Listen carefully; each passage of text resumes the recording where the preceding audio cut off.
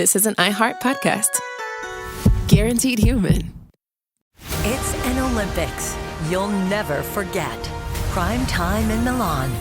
The moments. Chloe Kim with the gold medal flex. The stars.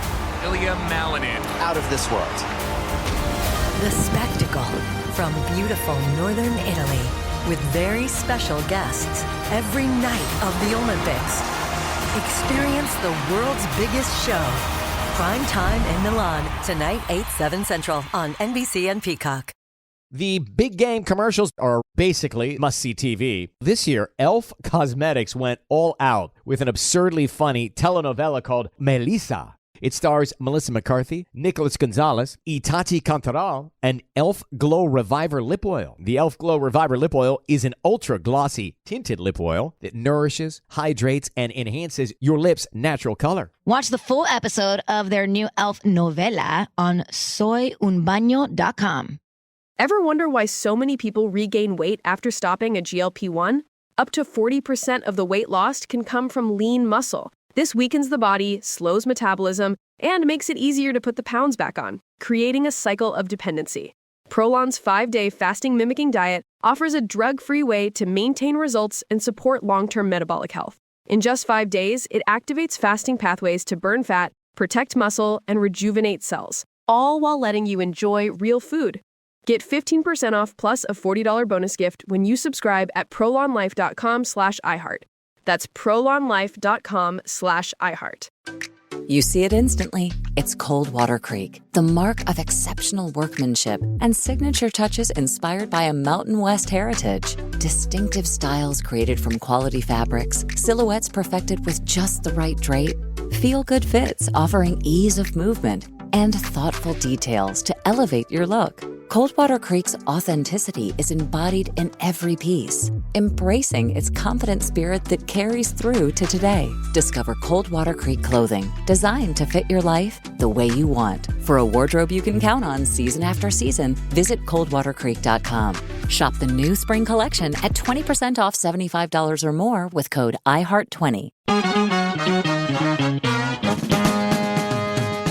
Welcome to a special edition of The Middle. I'm Jeremy Hobson. It is great to have you with us. And if you are a regular listener, you've heard me say that this show is about bringing the voices of Americans in the geographic, political, and philosophical middle into the national conversation.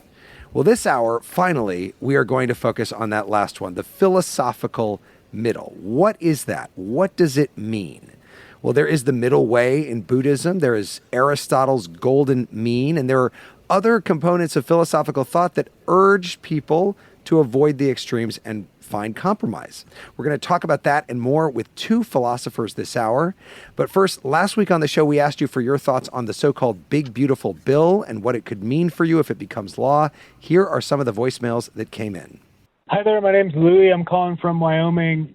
I think this bill is going to be a big failure for Republicans. I'm curious how many everyday voters, people like that, will actually see the negative impact. And I think it would be great if it passed and it didn't add so much to the deficit. However, since it is, it's going to be really bad if it passes for our country. Hi, my name's Anita, and I'm from St. George, Utah. And I am concerned about the bill leaving my grandchildren and my great-grandchildren in bigger debt. And who's to say what's really, really going to be in the bill in the first place? I mean, Marjorie Taylor Greene said that she signed it and she didn't even know what was in it. Hi, my name is Tobias Hurwitz, and I'm calling you from Baltimore, Maryland. It's a big, horrible bill that will take democracy backwards, and the last thing I want is to see this bill enacted into law. Well, thanks to everyone who called in, and you can hear that entire episode on our podcast in partnership with iHeart Podcasts on the iHeart app or wherever you listen to podcasts. So now to our topic this hour, the philosophical middle, what it is, and how we can weave philosophy into our politics and our daily lives. Joining me this hour, Agnes Callard, professor of philosophy at the University of Chicago. Her new book is called Open Socrates, The Case for a Philosophical Life. Agnes Callard, welcome. Thank you. Thanks for having me. And Stephen Asma is also with us, professor of philosophy at Columbia College, Chicago. You can also hear him on the Chinwag podcast, which he co-hosts with the actor Paul Giamatti. Stephen, welcome to you. Thanks for having me. Well, let me first ask each of you how you would describe the philosophical middle. Agnes, I'll start with you. So, in terms of ethical theories, I think what I would say is remarkable about philosophy is that it is a domain that's just very hospitable to extremism. So we have philosophers who deny the existence of the external world, deny that there are other minds, philosophers who are skeptics about basically anything you can possibly be a skeptic about, who have radically different conceptions of what a good life is and how you should live one. And all of those philosophers can kind of miraculously interact harmoniously and have productive conversations with one another, despite the fact that they occupy many different kinds of extremes. Well, how do they do that? Where do they find the middle? I think it's in the norms of interaction. That is, they all agree on a set of norms about how to talk to one another. Stephen, what do you think? Yeah, I like what Agnes is saying, is because especially modern philosophy has this tendency to do these thought experiments that are quite extreme. But I think the ancients, whether it's Aristotle or Confucius or the Buddha, and Plato too, they had a kind of suspicion and a kind of worry about extreme emotions and extreme beliefs. They felt that if you didn't sort of control your appetites and your emotions like anger and find some kind of moderation path, then you would be easily sort of manipulated by your own inner drives and sort of forces. So the idea you see in Plato's Republic is, how do you get it so that your reason will rule over your sort of emotions or your spirited part, which then they team up together against your appetites. And so there's this worry in the ancient world that your cravings, whether it's like for sex or chocolate cake or the latest TikTok video, that's going to basically send you into a kind of spiral. So a lot of them saw the moderation in the middle way as the kind of life preserver, the raft that you could hold on to. They recognized that their positions were extreme, even though they had them? Well, they saw extreme positions all around them, in religion, for example, mostly in religion, and they thought of reason as a kind of, maybe we'd agree on this, Agnes, that they were naive about how powerful reason was and that it could save us. But the Enlightenment project was that if you let your conspiracy theories fly, then you end up with a kind of chaotic, you end up with a 30 years war, and you end up with religious fighting, and you end up with our contemporary, polarizing politics. So they thought reason was this middle territory that everyone shared, and if you could cultivate your rationality, you would stop these kind of overly dramatic passions. So taming the passion is important. Yeah, the Buddha, the historical Buddha, Siddhartha Gautama, is living in like the 6th century BC, and he lived like his early part of his life, he was a rich kid, so he was a wealthy son of landed gentry, and then he thought, he realized that everybody suffers from age and disease and disappointments, and so he leaves this wealthy sort of life of privilege, and he goes in totally the opposite direction. So then he starts living like a wandering mendicant. He's an ascetic. He doesn't eat much. He just practices yoga all day long.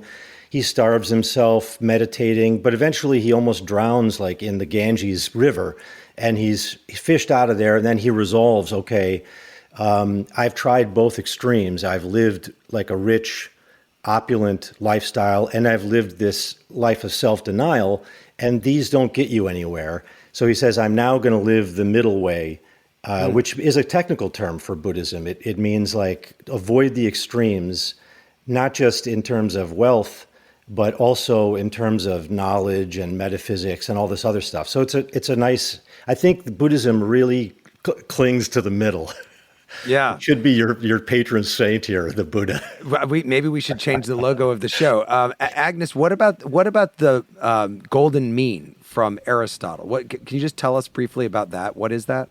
It's not a principle that's meant to regulate ethical theories. It's a principle about the kind of character that you should have. And the idea is that to be virtuous is to inhabit a middle condition between two vices, so that a courageous person is not falling into the excess of cowardice, but is also not falling into the excess of rashness, of being like too bold. But even there, when Aristotle describes the mean, he says it's the middle condition in accordance with orthos logos, the correct account, correct reason. And there's a sense in which for Aristotle, as for pretty much all of his sort of contemporaries and his descendants, and certainly for Plato and Socrates, his kind of ancestors, there is a kind of primacy of reason as having the role of determining what this middle course is. He didn't think it was obvious. He didn't think you just somehow average together the worst kind of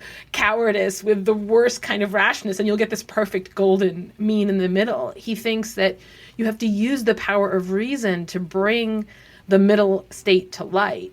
And so I do think that thinkers like Aristotle and Plato, maybe Plato more so than Aristotle, had a huge amount of faith in the power of reason. And they were, in that way, extremists about that claim. That is, they didn't think you'd be able to find the middle way except by understanding it. Now, when you talk about these different philosophies and trying to get to the middle, trying to find reason, trying to find the more rational approach, Agnes, when you look at the country today, it does seem like in many cases in our media and our politics, we're moving in the opposite direction. We're getting more toward the extremes, less with a common set of facts. Do you agree with that? Or what do you think is going on in our society right now? I think that's a really hard question to answer. And one of the striking things about the world we live in is how ready people are to pronounce confidently on where things are going, which is like, it's like an incredibly complicated math problem. How are things going? You have to choose what to pay attention to. It does feel to me like right now, everything is very loud. There are a lot of loud voices and they're kind of all yelling at the same time. I would separate the question about polarization from a second question about whether we can have rational dialogue. To me, those are really different questions for the reason that I gave earlier, which is that philosophy can be very polarized. People can adopt very extreme positions, and that doesn't mean that everyone is shouting and nobody can talk to each other. In fact, it facilitates people. It facilitates interesting conversations. In the same way as you might, in many contexts, we like polarization. If you know that you can see two movies, and one of those movies, everyone kind of says it's okay. And the other movie, it's like you either love it, it's your favorite movie ever, or you hate it. Which one do you want to see? Maybe you want to see the second one where you love it or you hate it, right? It's not terrible if something is polarizing. Polarization by itself is not necessarily a problem. What's a problem is when those polarized positions become structured as a kind of war where one side is trying to defeat the other. Instead of a situation where people use the fact that they have very different vantage points to their advantage in an inquiry, which is what we're trying to do in philosophy. So I think what we're seeing today with just the very many loud voices is there's a bunch of conversations that we're sort of trying to have, but we're failing to have them. It's hard to know, that's what I was getting at the beginning, it's hard to know which aspect of that to emphasize. Is it really bad because we're failing to have them, or is it kind of good because we're sort of trying to have them? We've just, been the beneficiaries of a bunch of communication technology that makes it, at least in principle, kind of feasible to think in terms of having this big national conversation, and then all we hear is a bunch of loud voices.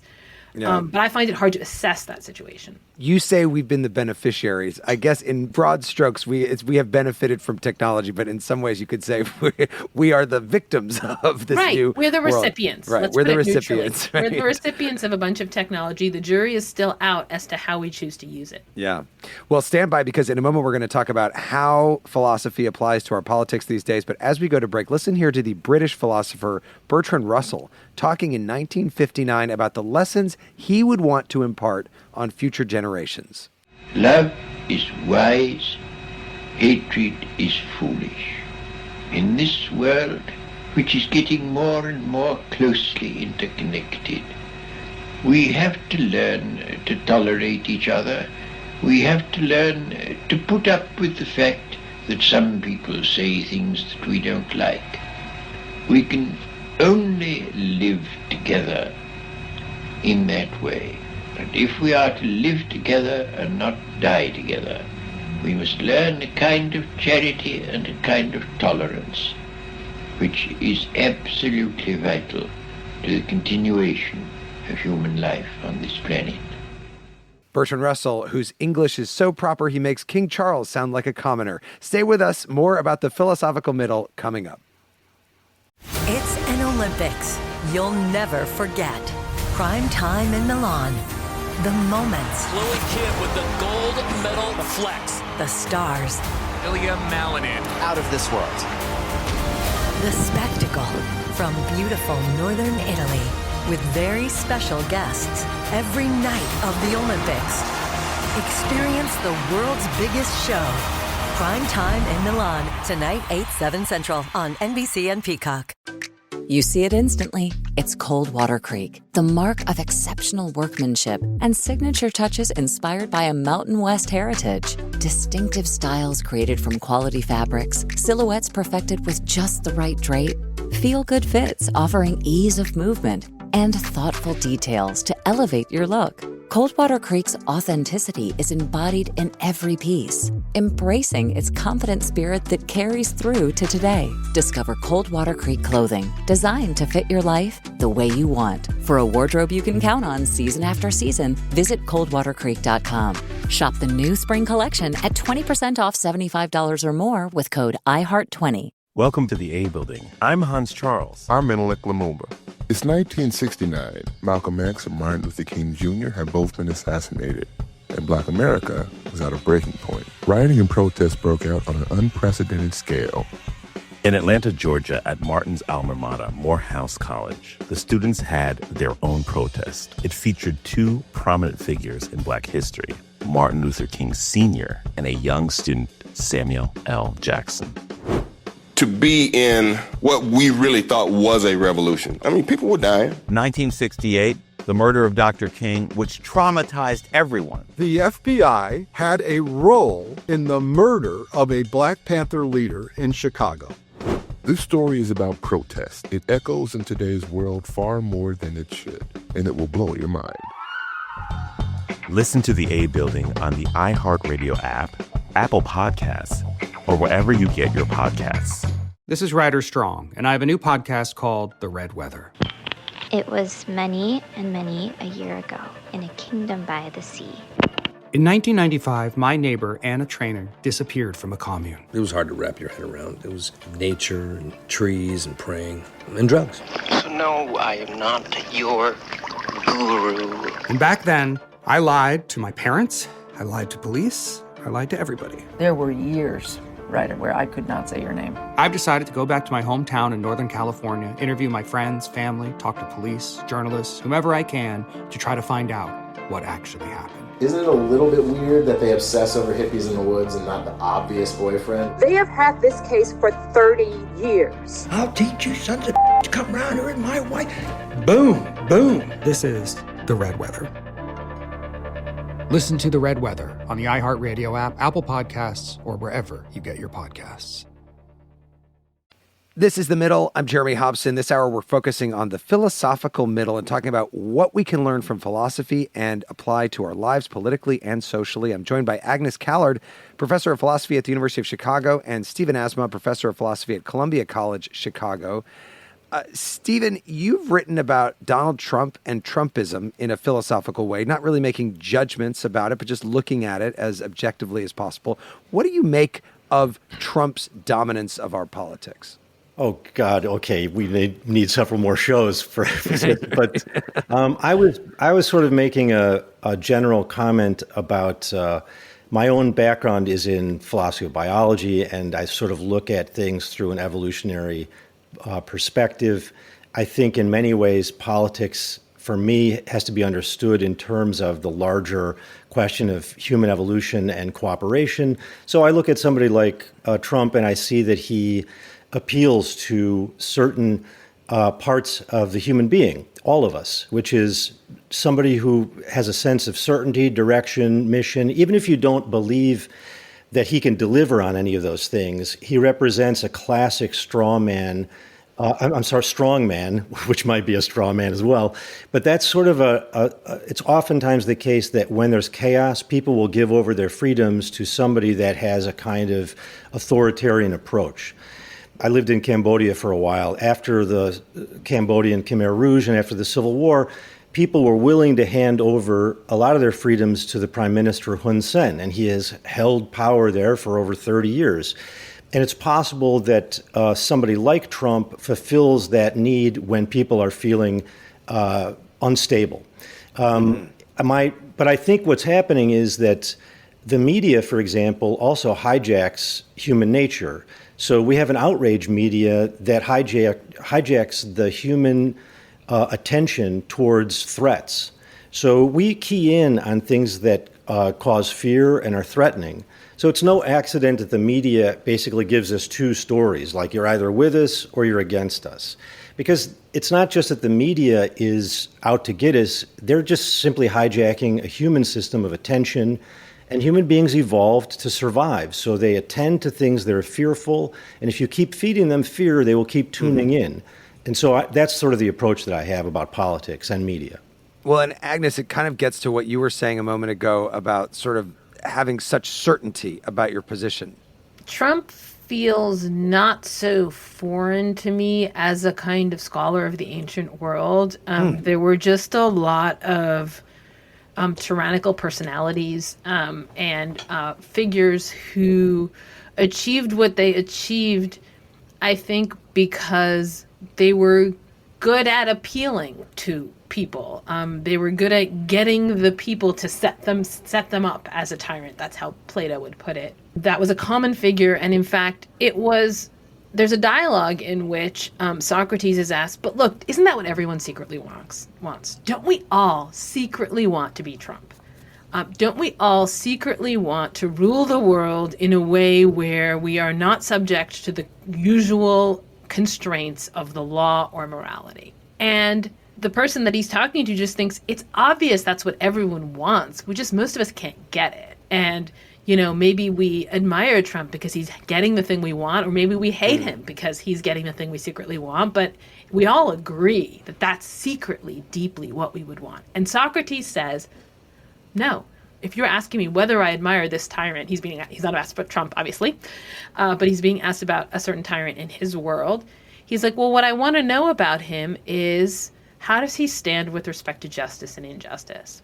That is he a good or a bad person? I need to know that before I can admire him or not. And I think Socrates thought we really could get our bearings in that way. That is, we could educate ourselves into a position where we would learn not to admire people who were unjust. But that took philosophy. It took philosophical work to educate ourselves out of that. And so, that's the thought I often have. If Socrates were alive today, I think the thing I could say about him is he wouldn't be jealous of Trump, which is not a thing I'm sure I can say about anybody else, but I feel sure that I could say that about Socrates.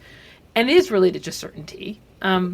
It has to do with, you can be very certain of things and you can be wrong. And if you're certain of things where they're moral claims and you're wrong about them, then you might be in a very bad way and be unaware of it. That's what Socrates was worried about. Stephen, is there a philosophical basis for democratic politics right now? Do you see anything in a similar way to how the Democrats act philosophically? I thought you were asking about sort of democracy, small d, but you're asking about the party of democracy. Right. Well, God, there is a kind of, just sort of going off of what Agnes was pointing out, there is a kind of obvious tyrant, which is in the case of one person who's achieved a kind of outsized power.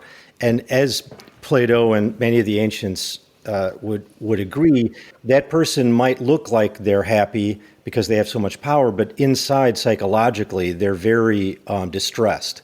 They're constant. It's like a gangster movie, like you watch, Goodfellas or something. It looks great until you look at how paranoid and freaked out they are in their minds.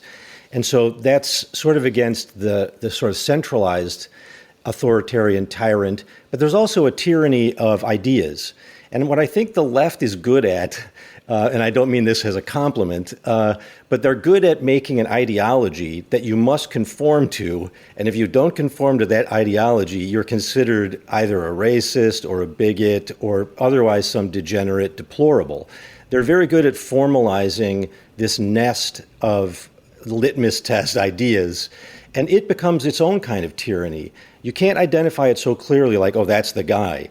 But you feel very distinctly like, I better not share this idea at work because all these lefties are going to crucify me. And that's a common problem in the academy where it's dominated by the left. Was the world of philosophy, Agnes, touched by the kind of cancel culture that occurred a few years ago? I think touched is an understatement. It's like deeply shaped by it in the ways that Stephen was just saying. That is, it's not coming from the outside. The message is coming from inside the house. I think it's a really nice point about tyrannical ideology, and I had never thought of it that way, that insofar as you get a discipline where there is a fair amount of political agreement among people in the discipline, and that's true for philosophy as it is for all of academia, then at least it's not going to be true for all of philosophy, but the parts of philosophy that kind of touch on politics, so political philosophy or ethics or whatever, there is going to be this kind of deep sensitivity to having your examples come out on the right side. So it's not at the level of, here's a thing I'm afraid to say. It's slightly worse than that. It's like you don't even think of saying the thing you're afraid. You're not even afraid of saying it because you're so fully indoctrinated into the way that people like you talk. Yeah, I was just talking to a political science professor the other day who said he used to ask his students at the beginning of the class to kind of talk about what's going on in the news. And they're so afraid to say anything right now that he doesn't even do that anymore. That's sad. It is sad. It is sad. We heard Bertrand Russell talking a moment ago about tolerance, Stephen, tolerating other people even when they disagree, because we're so interconnected now. How do we get more of that, especially in our politics these days, to tolerate people whose ideas are dissimilar? Yeah, I think there is because things are so polarized now, there's a sense that if you're in the middle, that you must be some kind of coward and you just don't feel strongly about your views and that, it's a position of weakness. I think this is a huge mistake. There's a wonderful tradition that Bertrand Russell's drawing on there that goes back to people like Erasmus and In Praise of Folly, where it's okay to not know. It's all right to say, I need more information. I haven't made up my mind about this. That teaches you a kind of what philosophers would call sort of an epistemic humility or like an intellectual humility. If you look at Erasmus or you look at a lot of stuff that Bertrand Russell writes, it shows you that you should not be very confident about your views because knowledge is such it's just fraught with doubt and skepticism. And exactly when you think you have the truth, then you learn, you were totally wrong about that, even in the sciences and physics. So people should just learn to hold their ideas a little more lightly.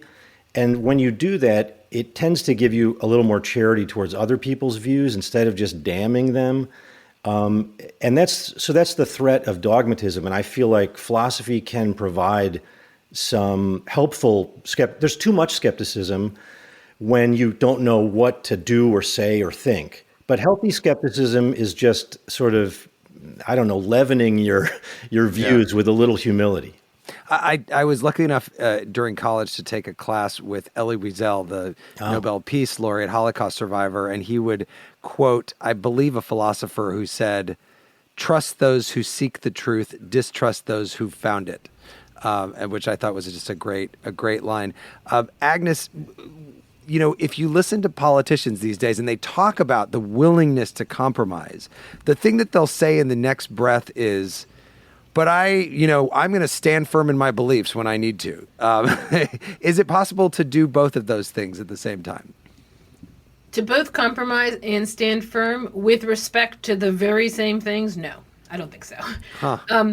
I actually think there's a real problem here like that Wiesel quote, trust those who seek the truth, but don't trust those who found it. Like on the face of it, that's just kind of nonsense. Like if it matters for them to seek it, it'd be even better if they found it. Now, the way I think we're supposed to read that is don't trust those who claim they found it. Right? If they actually found it, yes, you should trust them. And so I think that this reveals like I kind of disagree with Russell and with Wiesel in that way, that I don't think tolerance is the highest value. I don't think compromise is the end point, is the goal. Compromise is the means, and tolerance is like how we get through a rough patch. But the word I would prefer to use is patience. And that's because I think these questions where we're trying to figure out the answer, they're really important, and it's not okay that we disagree about them.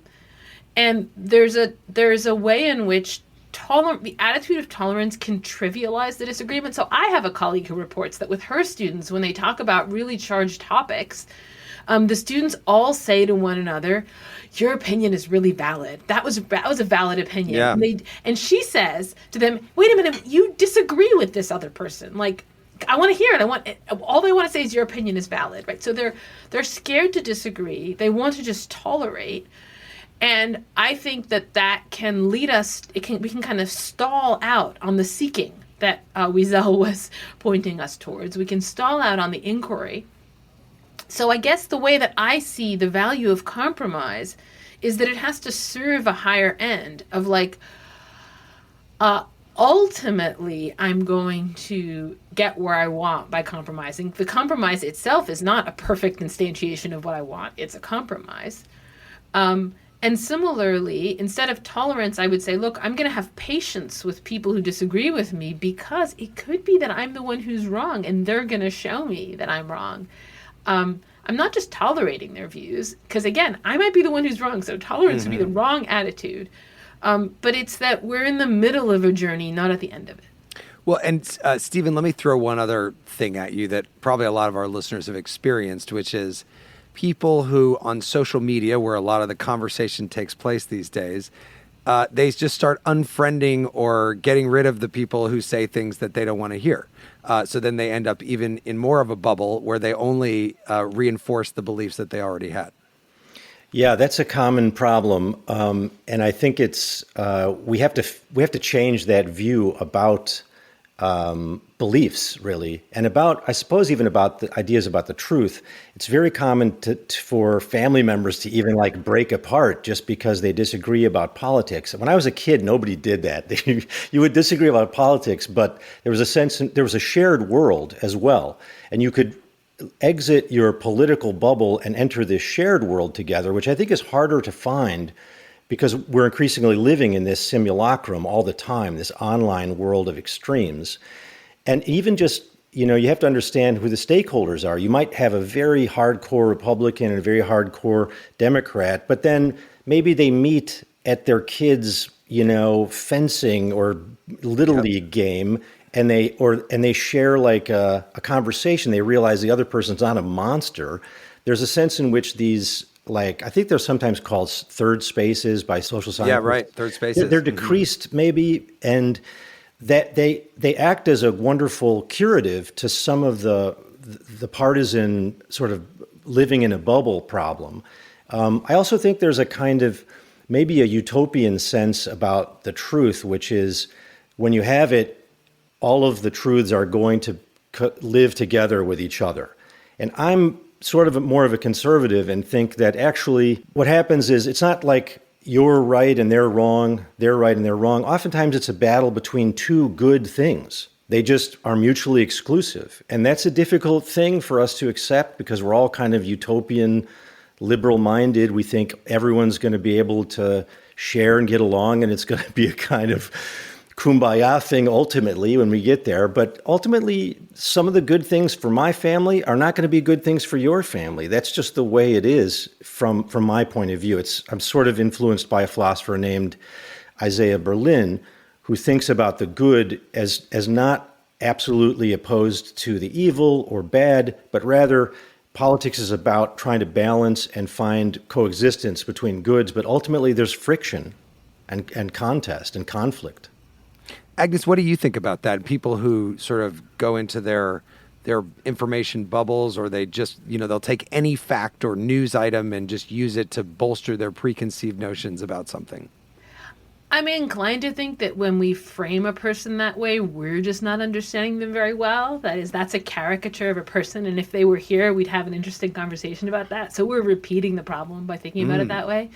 But I think it's interesting, this Berlin thought, this thought that conflicts of interest are final or something. That's really very deeply different from the way people thought in the ancient world, where they believed in the unity of the virtues. Yes. So this is Plato, this is Aristotle. They all believed that, it's not going to end up that the courageous thing to do is an unjust thing to do.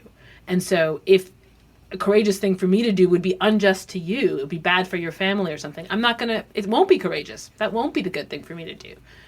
I guess in that way, I'm a naive ancient thinker in that I believe in the unity of the virtues. I think it's sort of incoherent that the good could be divided from itself in that way. However, I think conflicts of interests are very much endemic to ignorant creatures. So that's what we are. It's not that we understand the good, but it's conflicting with itself. It's that we're messed up, and our understanding is poor. And so it looks as though the good contradicts itself. So that's the situation we're in, and that's why we're bad at talking to each other, is that we're ignorant. Well, on that note, let's take another listen to the British philosopher Brian McGee talking about the Enlightenment thinker John Locke. Here he is talking about that. One thing that I admire, in fact, I think the thing I admire most in Locke's political philosophy is the clarion call for tolerance. And at least one of his arguments for that is based on his insistence that, after all, we don't really know all that much in this life. We are wrong about a lot of things. A great deal is mysterious to us. And therefore, we are not justified in imposing our opinions on others by force. Stephen, as we go to break, what do you make of that? Yeah, I think that's right. I mean, I can't figure out how to grow good tomatoes in my garden. I can't even get along with my neighbor, but I'm supposed to have the right ideas about international policies. People think they know a lot more than they do.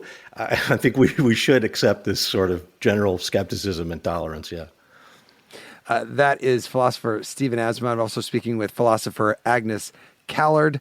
We will be right back with more of The Middle. It's an Olympics you'll never forget. Prime time in Milan. The moments. Chloe Kim with the gold medal flex. The stars. Ilya Malinin. Out of this world.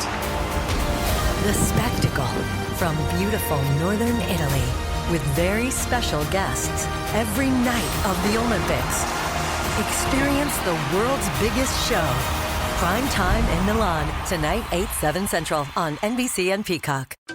You see it instantly. It's Coldwater Creek, the mark of exceptional workmanship and signature touches inspired by a Mountain West heritage. Distinctive styles created from quality fabrics, silhouettes perfected with just the right drape, feel-good fits offering ease of movement, and thoughtful details to elevate your look. Coldwater Creek's authenticity is embodied in every piece, embracing its confident spirit that carries through to today. Discover Coldwater Creek clothing, designed to fit your life the way you want. For a wardrobe you can count on season after season, visit coldwatercreek.com.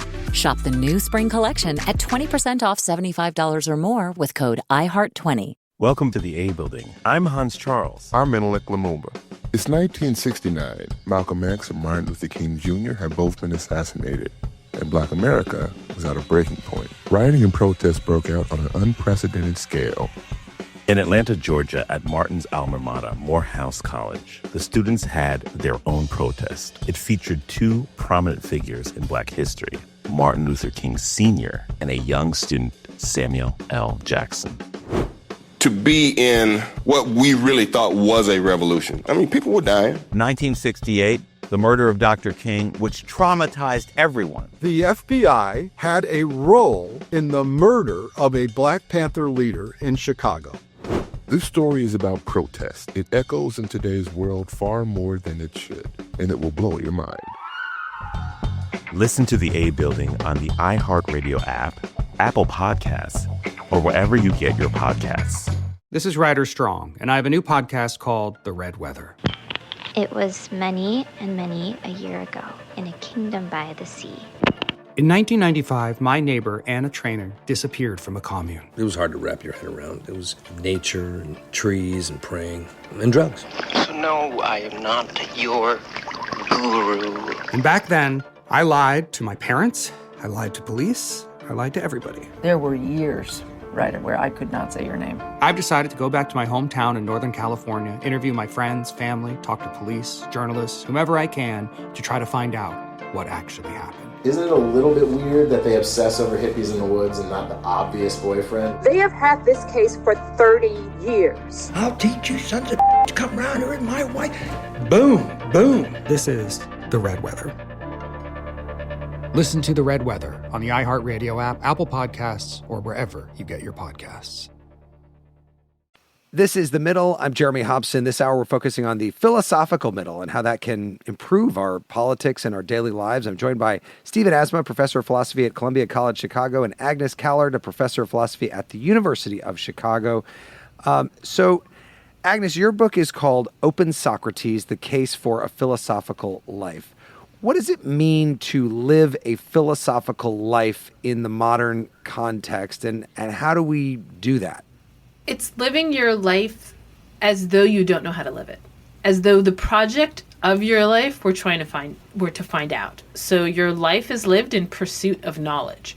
The way you pursue knowledge is by talking to people, because since you don't already know how to do it, you can't guide yourself. And it's a specific kind of conversation. It's the kind of conversation where when you say something wrong, the other person corrects you.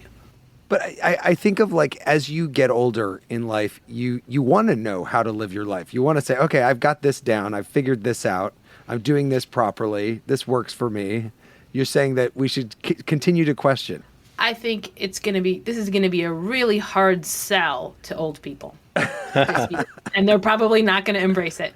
But if I get the young people, they might stick with it. Stephen, what do you think? How much do you incorporate philosophy into your daily life? A lot, I hope. I try to do what Agnes is describing, although I also think philosophers from the time of Socrates down to the present oftentimes are very much in their head, and they're very much about the language and the conversation. So for them, the meaning of life is in this conversation. And the tradition really embraces this. It's a very conversational tradition, but I myself want to remember the body.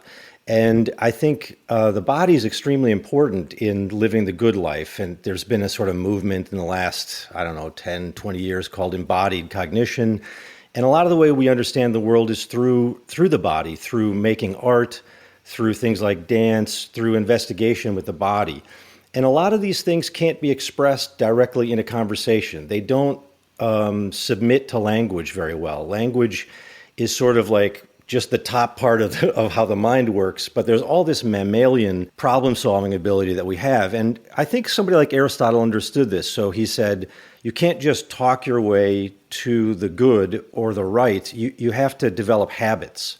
So there's kind of behaviors that you have to sculpt and model and always be changing your habits, informed by conversation and discourse. But I think also just creativity and doing something creative is also a kind of meditation, and it's a kind of philosophy, but a lot of philosophers haven't really noticed that. They'll sort of dismiss that as a kind of aesthetic exercise, not a way of gaining knowledge or investigating the world. But anybody who does art knows that they are also investigating the world. Agnes, have you lived by what you write about in your book, Living a Philosophical Life? I try to. I think it's very demanding and you can't do it all the time. And I agree that sometimes the body calls you to pay attention to it. And maybe I just view those moments slightly differently from Stephen. I don't embrace them. Like, I wish my body would shut up so I could do philosophy, but I can't make it shut up all the time. And so there's just, the way that I see it is, we live lives of leisure relative to almost everyone in human history. That is, we're quite wealthy. Everyone who's listening to this show has the leisure to listen to it, and we have the leisure to be here and to sit and talk. And philosophy is an answer to the question, what do you do with leisure? That is, what do you do when you're not constantly worrying about how you're going to survive? When you've freed up some time And Socrates' answer, I agree with Stephen, it's different from Aristotle's, but Socrates' answer to that question was, well, maybe you use that time to figure out what you actually should be doing, how you actually should be living. And that means that, I guess, in a concrete way, in everyday interactions, what you do is, when someone is talking to you, you listen for the criticism in what they're saying. People often present a criticism in a way where you could hear it as like just an observation or just right, but you intentionally hear it as a criticism and you welcome it. You respond joyfully to that. And when you do that, you're kind of giving a signal that you're to the other person that you're open to inquiry. And I think Socrates thought that's the most fundamental way in which human beings can help each other, is we can help each other think.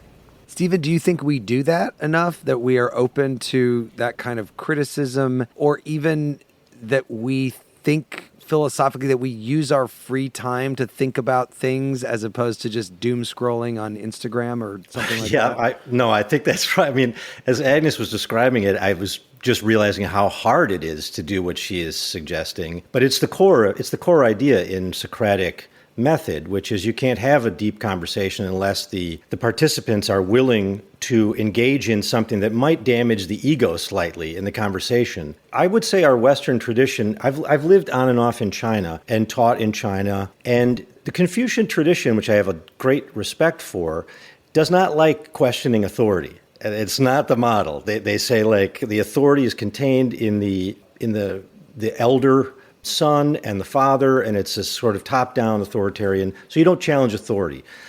And you master wisdom by understanding the tradition you're in. But in the West, from Socrates, we're taught to challenge authority, and that authority has to justify itself through some kind of rational explanation. And even though I think today we don't do that very much, it's very much part of the Western tradition. We could get back to it, but at the moment, the media is not fostering. I mean, this show is a good example of how it could be done, but it's a rarity in the media to find a conversation like this.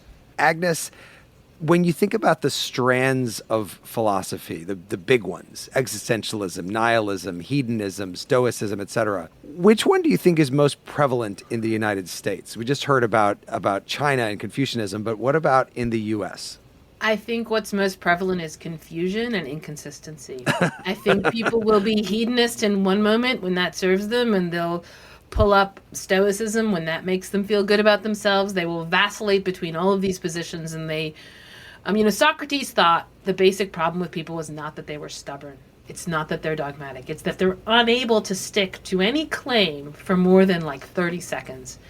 And that what they will do is they will cover their vacillation over with language. So, if I don't like the fact that you are changing yourself and amending what you do to please other people, I'll call you a conformist. If I like it, I'll call you cooperative. I'll just choose the word based on whether I like it or I don't like it. I'll call it freedom of speech when I like it, and I'll call it by a variety of bad names when I don't like that kind of speech. And there is no position that I'm consistently adopting. I am at the mercy of my whims, and I'm at the mercy of what I can say to please the people around me. And that's just totally inconsistent. There's no theory that underwrites it all along from beginning to end. Stephen, Agnes loves when you criticize and disagree with her. So do you agree with what she just said? Well, here I have to say, this is what's funny about what Agnes just said is that it sort of describes how Plato talks about democracy, that in this, in the order of states, like the one that's just next to being the worst, tyranny is the worst, but the second to that, he thinks, is democracy because of the problem Agnes talked about. Since everybody, this is basically what the Federalists were sort of arguing this too. They think everybody is Homer Simpson, so.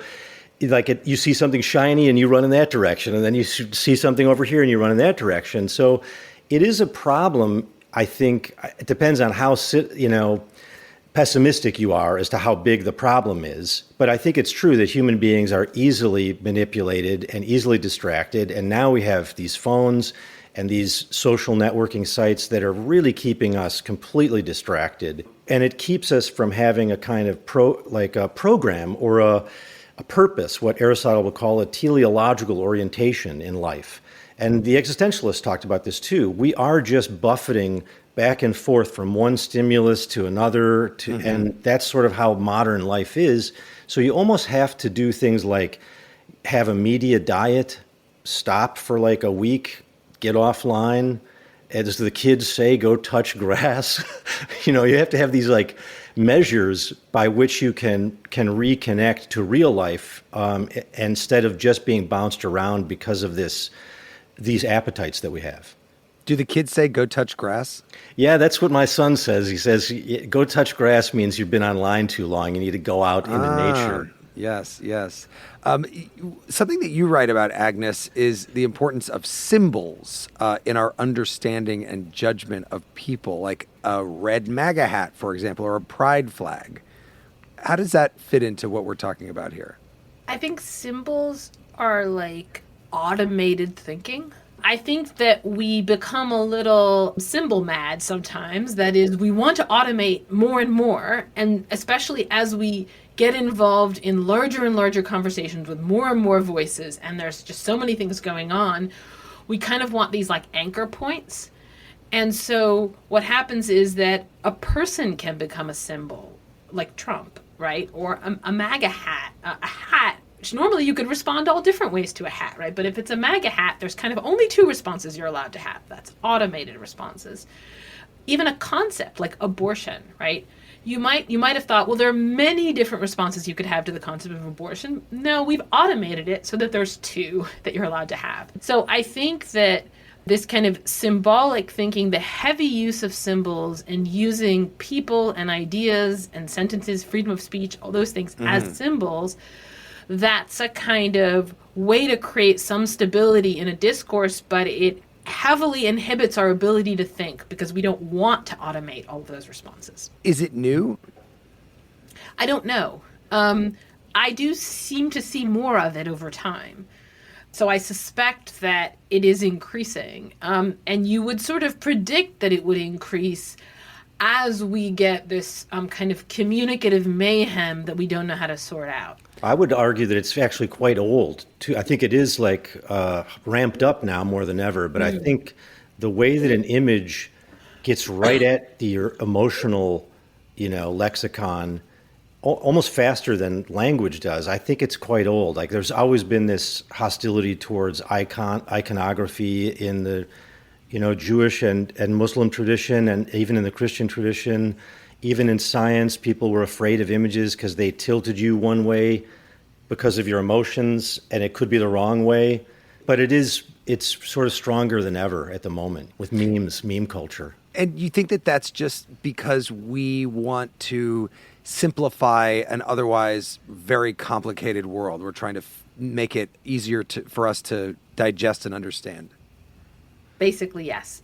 And the tools that we might otherwise use if that world weren't coming at us in such a weird medium, namely like conversation, is not available. So we've got to use something else.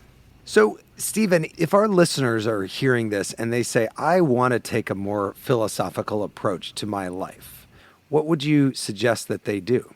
Sort of some obvious stuff would be think more critically about what you're consuming. Everybody sort of knows that. But it would be really valuable for people to really study a little logic. You can learn a lot of informal logic anywhere, like YouTube, anywhere, but you can start to see what at least fallacies are. And if you know what some of the classic fallacies are, slippery slope fallacy, a false dichotomy fallacy, you can start to spot them in all the media that you're consuming. And that gives you just a little bit of distance on what you're consuming. And that's always a good thing from the philosophical point of view. But it's also this kind of evaluation of your own thinking. And again, I'm very influenced by people like David Hume and the skeptics of that tradition, which said that you can't get rid of the emotions. They're oftentimes going to be leading you, but you can educate them so that they don't give in to your worst tendencies. It's very easy, for example, to wind somebody up with fear. But there's many other emotions that the media could be working with and that we could be working with, like the feeling of wonder or the sublime. That's something you can inculcate in your own life by just trying to focus on it rather than doom scrolling fear all the time. But you have to make a conscious decision to do that. Agnes, what do you think? What can people do to take a more philosophical approach to their lives? I'm much more skeptical about our ability to cure ourselves. My inclination is to say that, yes, it may be good to do less doom scrolling or learn some logic, but the thing that's really going to get inside your head and reshape the way you think about something is probably going to be another person if you let them in. I guess an alternative thought is just a kind of reorientation towards the people around you, that they're a kind of incredible resource that you're underusing. The people around you have all sorts of thoughts about the ways you go wrong, and they're scared to tell you them because they're scared you'll hate them if they do that. If you can somehow create a new mode of interaction where you make it clear that you're going to be grateful, there's a lot you could learn. And Stephen, let me ask you from the other side here. There may be people that listen to this and say, why are you talking about this? Why aren't you talking about what's happening right now? This is so overly intellectual.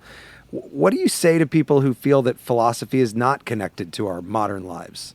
Well, that's kind of an American tradition, isn't it? The dismissal of the intellectual. The only philosophy that America produced as a sort of identifiable movement is called pragmatism, which tells you something about the American psyche. I guess I feel like this is wrong-headed, and that you can't solve even practical problems without a little bit of philosophy. And philosophy is extremely valuable in all fields, whether it be public policy, policing policy, legal questions. Those are places where philosophers actually shine. If you look at people who study philosophy, kids who come out with a BA or they go on to a master's, they do well in any areas that require sort of conceptual analysis. So some people will talk about philosophy as being a kind of conceptual engineering. And that works really well in many disciplines, including our most pressing social problems. So I just think there's a kind of anti-intellectualism about philosophy, which I just think comes from a kind of naivete, and I'm not a fan of it. What can I say? Mm-hmm. I'm sure. Agnes, let me just finally come back to Socrates. Your book is about Socrates. You've studied Socrates extensively. He was sentenced to death because of his beliefs. Are you worried at all, as people worry about sort of the freedom of speech right now in this country, about not maybe philosophers being sentenced to death, but just a pulling back of the freedom people have to speak out, think what they think, say what they think? I guess we're a lot more free than Socrates was, and then the people in Socrates' world were, because we have protections that didn't exist, and yet we still don't do it. So I feel like I don't take intellectualism as an insult. I'm an intellectualist. Right. I believe that the highest thing we can do with our lives is to engage in intellectual pursuits. And it's, a great privilege to be able to spend any of your time doing that. But that we recoil from it and we're terrified of it. And we make it clear to the people around us, don't go there, or I might react poorly. So, yes, I'm very worried about the fact that we don't make use of the freedom that Socrates didn't even really have, and he still made use of it. But I'm not sure that our current political situation is that we can blame our cowardice on that. I think it runs deeper. That is Agnes Callard, a professor of philosophy at the University of Chicago. Her new book is called Open Socrates, The Case for a Philosophical Life. And Stephen Asma is a professor of philosophy at Columbia College Chicago and co-host of the Chinwag podcast. So interesting to talk to both of you. Thank you so much for joining us. Thank you. Thank you. And don't forget, The Middle is available as a podcast in partnership with iHeart Podcasts on the iHeart app or wherever you listen to podcasts, including our weekly podcast extra, One Thing Trump Did. And next week, we'll be back here live talking about the challenges that Generation Z faces. So Gen Z listeners, get your comments ready. As always, you can call in at 844-4MIDDLE. That's 844-464-3353, or write to us at listentothemiddle.com. The Middle is brought to you by Long Nook Media, distributed by Illinois Public Media in Urbana, Illinois, and produced by Harrison Patino, Danny Alexander, Sam Burmistaz, John Barth, Annika Deschler, and Brandon Kondritz. Our technical director is Steve Mork. Thanks to our satellite radio listeners, our podcast audience, and the hundreds of public radio stations making it possible for people across the country to listen to The Middle. I'm Jeremy Hobson, and I'll talk to you next week.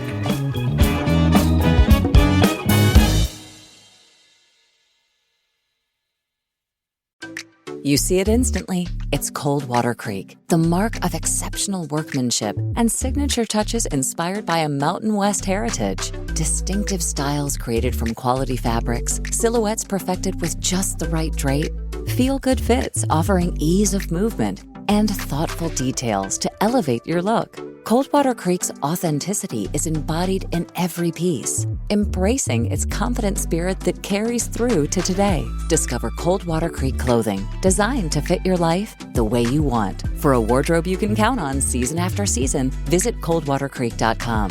Shop the new spring collection at 20% off $75 or more with code IHEART20. Over the last couple years, didn't we learn that the folding chair was invented by Black people because of what happened in Alabama? The Montgomery Brawl. This Black History Month, the podcast Selective Ignorance with Mandy B unpacks Black history and culture with comedy, clarity, and conversations that shake the status quo. The Crown Act in New York was signed in July of 2019, and that is a bill that was passed to prohibit discrimination based on hairstyles associated with race. To hear this and more, listen to Selective Ignorance with Mandy B from the Black Effect Podcast Network on the iHeartRadio app, Apple Podcasts, or wherever you get your podcasts.